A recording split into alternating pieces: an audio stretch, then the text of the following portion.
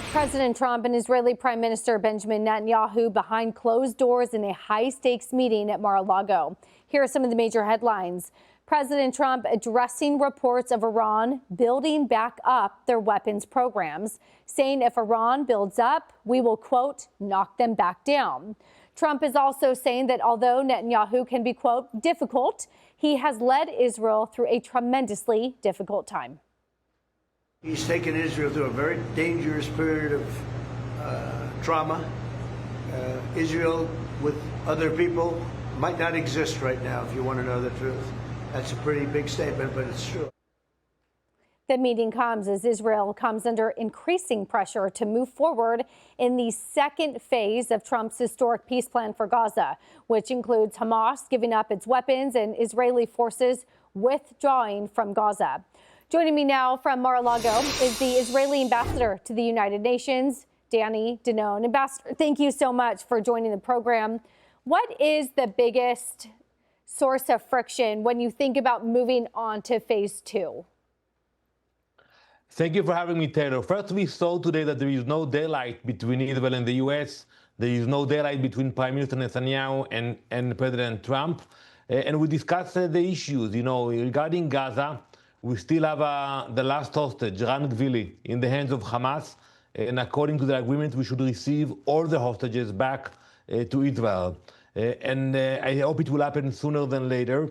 And then when you speak about the next stage, I think we have to address the issue of disarmament of Hamas. You cannot expect reconstruction or any bright future for the people in Gaza if Hamas is still in power. So those issues will be discussed that are complicated, and we welcome the involvement of President Trump. We welcome his leadership, and we understand that together we must find a way to build a future without Hamas in the equation. I want to talk about, unfortunately, President Trump and Israeli Prime Minister Benjamin Netanyahu meeting today with the family of the last remaining hostage, who is believed to unfortunately be deceased and not be with us. But the family is making it clear that they want him back. Is that what is stopping phase two? How important is getting the remaining hostage back before you are able to move on?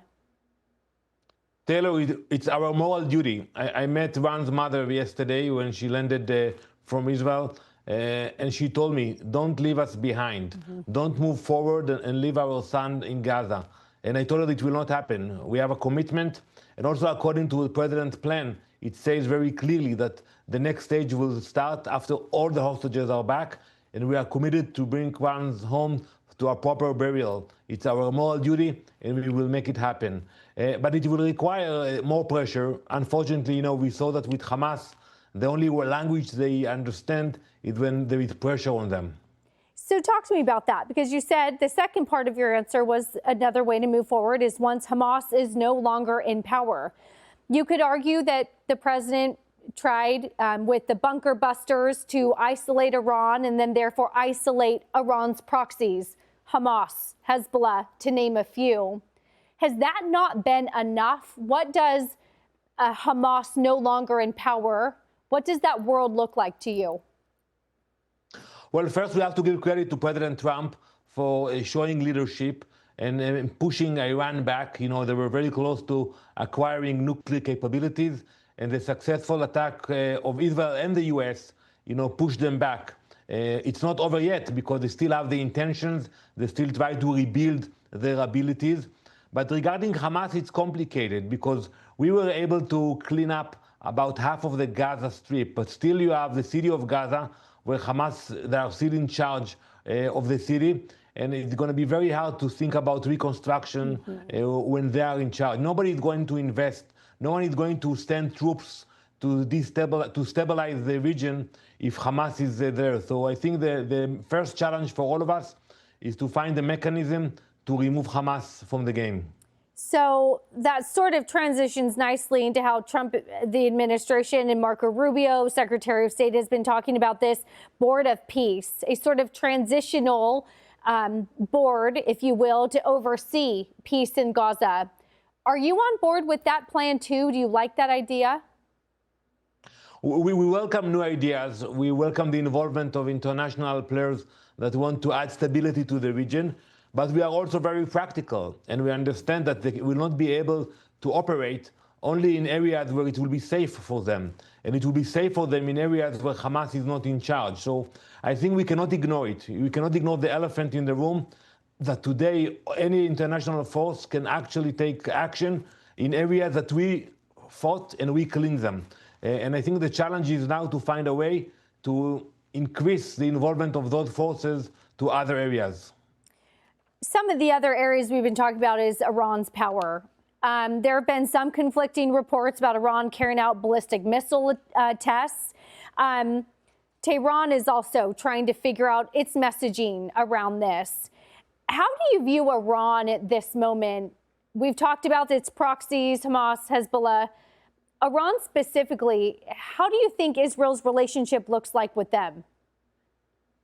Well, you know, we don't have a dispute with Iran. We don't have a border with them.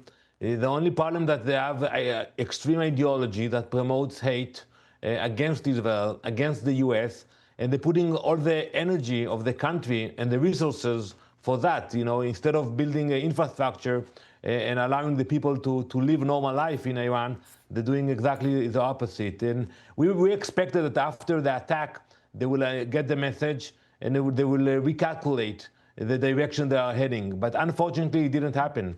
They go back to where they were. They are trying to rebuild the ballistic missile capabilities. And we are watching very carefully. We have the ability to know what they are doing, and we will not allow them to pose a threat on Israel.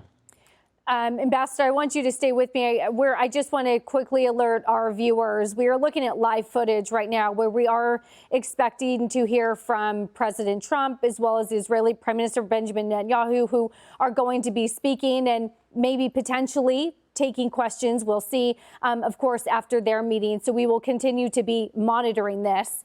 Ambassador, you know, it's very difficult.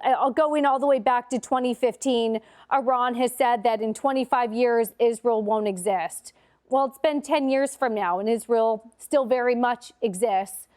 But a lot of people are concerned about maybe the PR campaign, right? The messaging. And certainly when you take a look at U.S. universities, it doesn't seem like in these elite universities, Israel and the Jewish people are winning the PR campaign.